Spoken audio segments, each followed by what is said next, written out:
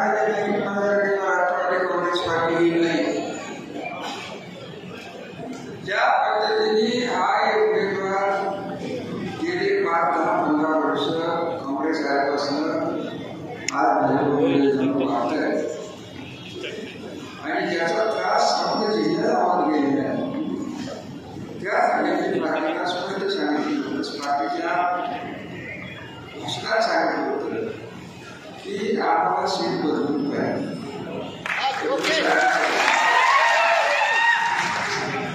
एक लक्षात घ्या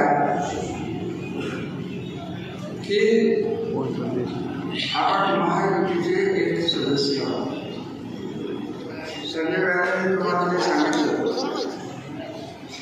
की आपण महायुतीत का गेलो, अजितदादाचं नेतृत्व आपण मानलं.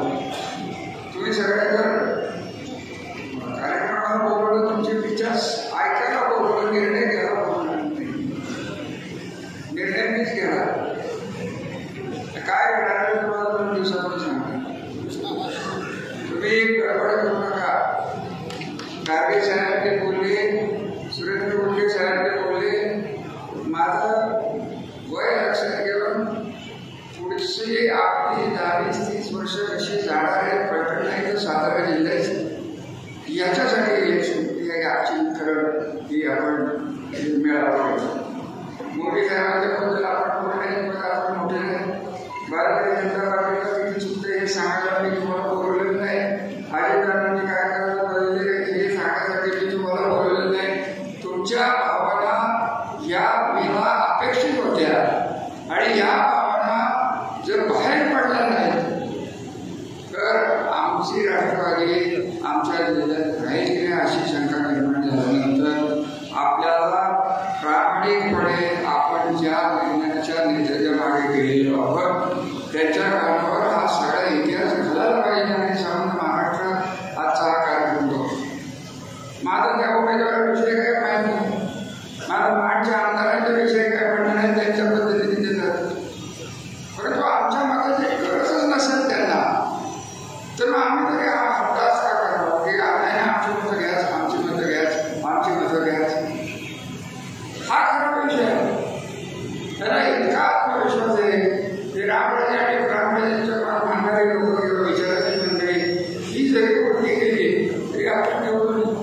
पण तसं असतं तर आपल्या नेत्याला आपण जाऊन सांगू की बाबा आम्ही त्यांच्या महायुतीतनं बाहेर पडायला गेले हा निर्णय वेगळा. तुम्हाला स्पष्ट सांगतो मी शब्द बदलणारा माणूस नाही. 99ला तुम्हाला विचार करून सांगितलं होतं की मला माधवराव शिंदेचे फोन आले पाहिजे तुम्ही काँग्रेसकडे घ्या. तरी मी एकदा शरद पवारांच्या मागे राहिलो, शरद पवारांच्या मागे शेवटपर्यंत राहिलो. ते झालं तालुक्याला फायदा तोटा काही झाले, फायदाच झालेला आहे, तोटा होण्याचा प्रश्न आहे.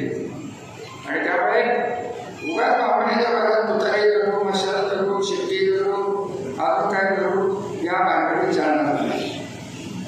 काय करायचा हा निर्णय माझा स्वतःचा आहे आणि जसं तुम्ही सांगितलं की तुतारी हाताशी घ्या त्याप्रमाणे सगळ्यांनी हात वर करून सांगा की रामराजे तुमचा जो निर्णय राहील त्याच्याबरोबर आम्ही राहून टाकू. बाकीला काय हे जे बोलले हे भावानी राजकारण आपले राजकारण काय आता नाही. ही इलेक्शन काय शेवटची इलेक्शन आहे. त्याच्यापुढे जिल्हा परिषद आहे. आमदार काय याच्याविषयी जर बांधून काय होणार असेल खटावची काय परिस्थिती करायची, काय मागची परिस्थिती, काय तोंड दाखवायचे तुम्हाला तुमच्या अडचणी आम्हाला करायचं की शेवटी मांडणारे जाताना यांच्या स्टेजवर बसलो तर ह्या आमच्या नेत्यांना उभा करणं शक्य नाही. त्यामुळे काय करायला हे नेत्यांच्या संजयराजांना उमेदवारी मिळावी हा आपला निर्णय होता. आपण पार्टीच्या स्टेजवर हा मांडलेला होता. तर दुर्दैव आहे दिल्लीतनं काय त्यांची स्पष्ट कास्थिती होईल. कोण दिल्लीच्या विषयाला आम्ही दिल्ली बघायचं आम्हाला अमित शहा साहेब माहीत नाही. ते गृहमंत्री आहेत एवढे संघटनेत जेवढा आपल्याला पेपरमध्ये विचारण्यामध्ये बोलत असतो आम्ही लहान माणसं. आमच्या महत्वाकांक्षा आमचा जिल्हा नीट राहावा, जनता सुखी राहावी, चांगल्या हाताची सत्ता झाली, सुराचं राजकारण करू नये. मला गेल्या 2.5 वर्षात नाही, 15 वर्षात नाही, 99 96 सालापासून चिमणरावचा गट, हनुमंतरावचा गट, अजून कोणाला भोटे झाडाचा गट, हे सगळे गट असताना एकाही कार्यकर्त्याला विरोधक असला तरी हिंदुरावाचा गट सत्तेला माज आपल्याला घरी आला होता. कोणाला पोलीस चौकी दाखवली होती त्याच्यात, आणि ह्यांनी नेमकं उलट करायचं. हे कुठेतरी जोपर्यंत थांबत नाही, आणि हे थांबायची म्हणजे खरं आपल्याला काय थांबायला लागणार आहे की प्रशासन आज यांचं असं ऐकते, प्रशासन म्हणजे यांच्या दारातले नोकर असंही ऐकायला पाहिजे. हे जर थांबलं तर आपल्याला भविष्य, त्याला आपलं भविष्य साधी साधी कामं असतात. त्याला कोणाला तरी काय सांगायचं वाळू पोलीस अमुक आणि काय नाही ते शेवटी म्हणायचं बघ नाही तुमचा झालं की नाही अवस्था हे ऐकतोय की नाही म्हणतात. मला काय त्यांच्या वादात पडायचं नाही, मला काय घेणं देणं नाही. त्या माणसाने त्यांच्याविषयी स्वतःविषयी स्वतःची वागणूक बदलण्याचं सत्य द्यावं. आम्ही स्वतःचं राजकारण करणार नाही, आम्ही कार्यकर्त्याला हात लावणार नाही, आम्ही कार्यकर्त्याला दल करणार नाही, कार्यकर्त्याला लोकशाही असलेल्या महिन्याच्या बाळाला व्हॉट्सअपवर असेल नाहीतर कुठं असेल मनमोकळेपणाने काम करण्याला आम्ही संधी देऊ. हे का बोलतो आज इतके दिवस झाले नाव घेतले होत नाही, गरजच नाही त्यांनी. आणि तुमचे आमदार असं काय बोलत असतात मान्याचं आपलं देशाचं समजा जिल्हाच त्यांचा चला इकडं नमस्कार आपल्या आवाज शुभेच्छा द्या त्यांना द्यायचे. एवढा मोठा माणूस जर बोराड पडायला तर आपल्याला काय निश्चित नेतृत्व करायचं, काय करायचे पोलीस आहेत, काय करायचे अमित शहा, काय करायचे देवेंद्र साहेब, यांना मुख्यमंत्री वाटतात ते विषय संबंधात. केवढा मोठा माणूस आहे हो, राजकीय तत्वज्ञान किती मोठं आहे, वाटणं किती मोठं आहे त्यांचं. आणि ह्या माणसांनी ज्या हाताला हा जिल्हा गेला आपल्या तालुक्याला बदल पडाला. आणि तोपर्यंत आताचे उमेदवार स्वतःच्या बुद्धीने आणि हा माझा तालुका आहे असं जोपर्यंत वागत नाही, त्यांच्या सल्ल्याने सगळे या तालुक्याचं जर चालणार असेल तर आमची त्यांची काय खाली मांडली राजकीय मांडली मान तालुक्यात काय चाललं आम्ही लोक काय तुमच्यापर्यंत सगळं पोचत नाही. काही लोकांना कसं सहन करायला लागलेलं आहे याची जाणीव तुम्हाला मिळत आहे. त्यामुळे स्पष्ट माझे आदेश आहे की कोणीही जास्त 4 दिवस 8 दिवस थांबा. अजून एक वेळ आहे, 7 तारखेपर्यंत फॉर्म भरायचे. आपली भूमिका मी सांगणार आहे, उमेदवार बदला संजीव राजा द्या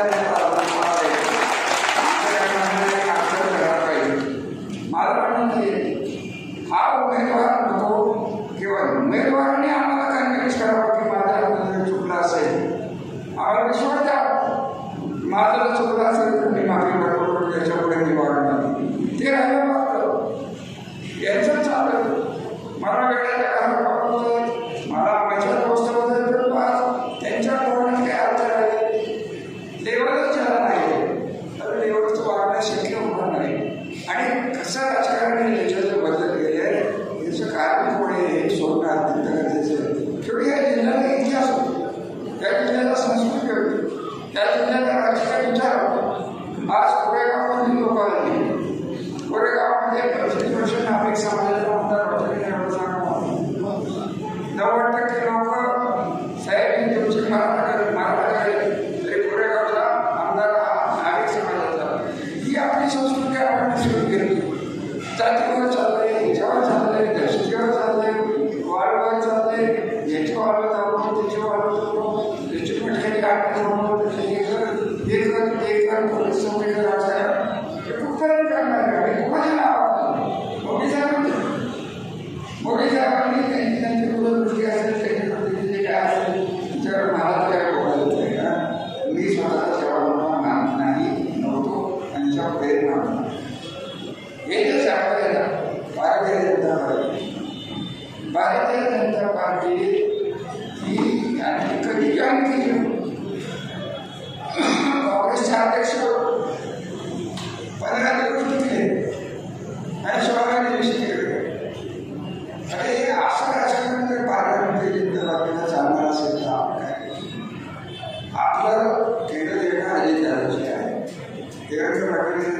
माझी अतिशय उत्कृष्ट संबंध मी त्यांना सांगितलं की साहेब असं म्हणाले हा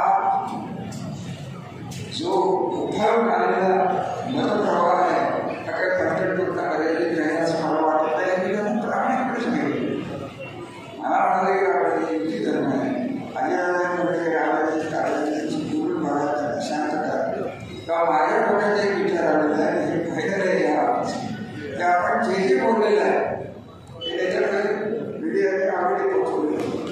दुसरी गोष्ट आज फक्त पर्यटनचा प्रश्न नाही खटाचा प्रश्न आहे मागचा प्रश्न आहे ठराविक लोक घेऊन आपलं काय म्हणणं आहे फक्त आधी त्याला आपण बोलत आहोत किंवा काही असं असेल तरी जर त्यांना भारतीय जनता पार्टीला उमेदवार ठेवायचं असं असेल तर आम्ही मतदान कमी झालं तर आम्ही जबाबदार राहणार नाही देशपांडे सांगून घेऊ आणि मग काय करणार 543 खासदार आहेत एका दुसऱ्या खासदाराला दिल्लीला काय वाटलं त्यांना वाटतं की आपण फार खासदार आहे काय करायचं 543 तरी यांच्याबद्दल की बोलावं याला पाहिजे आणि कटाळा आपला भरून येते कारण विषय काढला पाण्याचा विषय काढला नीरज देवकर और नीरज देवकर राजकीय 3 वर्षाच्या बैठका घेतल्या म्हणून नीरज देवकर झाला आणि 66 किलोमीटर खंडाळ्यात आल्या सगळे 14 साली काही तांत्रिक कारणामुळे या कालव्याच्या दुसऱ्या पुढच्या 66 किलोमीटरचे फायदे आणि माणसाच्या नाव टेंडर होऊ शकले नाही एवढं तांत्रिक बाबीत आढळलेला होता हे सत्य होते प्रश्न सत्य होते नेते सत्य होते काँग्रेस होतं दुसऱ्या 14 त्यांनी आणायचं कोणी चेअर होते चेअर प्रशासकीय माहितीचा कशाला आपल्याला झाला नसता तर पुस्तक गुरमडी झाले नसते कारण असं पैसे नव्हते काय करणार बरं बोलायला माहिती एवढं नाही सगळं मीच केले ही जर बाबा यांची बोल आहे 4.5 वर्षे मुलं होते तर मला थोडं स्पष्ट सांगा की पाठीमागकडे फक्त मागापडा सांगितलेली आहे पंढरपूरचा होतं जातो आणि ते सगळं पैसे मी आहे त्यांनी तर यांनी आपल्याला नीट तरी घ्या जाहिरात शिवाय ज्या प्रश्नाला लोकांच्या विषयी भेट नाही माणूस नाही अशांच्या बरोबर राजकारण करणं माझ्या दृष्टीने अयोग्य आहे ते काम कारण त्याला स्पष्ट सांगणार मला बोललं परवाच्या मीटिंगमध्ये खूप बोलवलेली आहे उमेदवार एक शब्द बोलले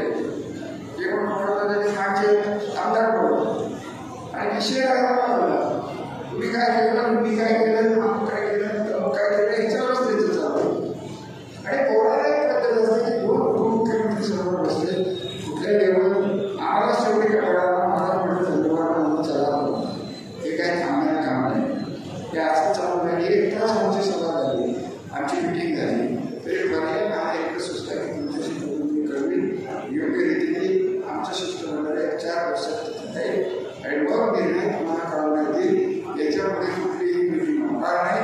आपण ज्या पद्धतीने वाढत गेली 30 वर्ष